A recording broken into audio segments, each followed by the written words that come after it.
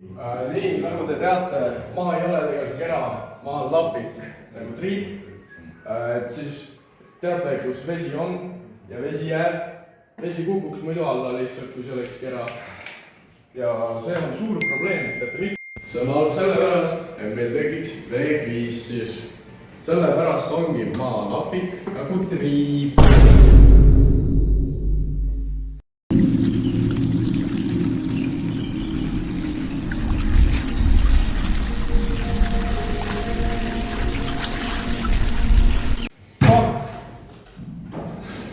Andre, kuhu sa lähed?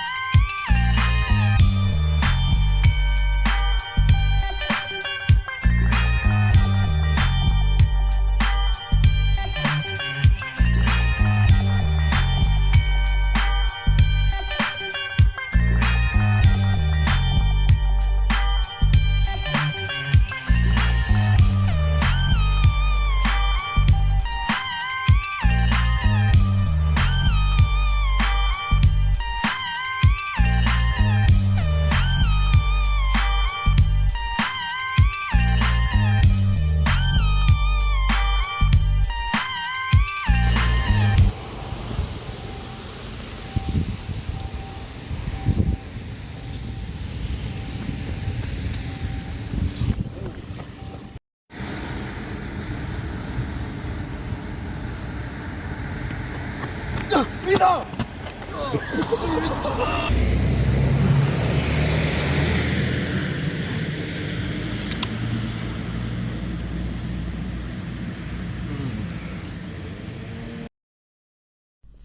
Hei, räägime siis teile ka natukese, mida tuleks teha päriselt kriisiolukorras, sest see, mida Andre tegi, ei olnud just kõige targem.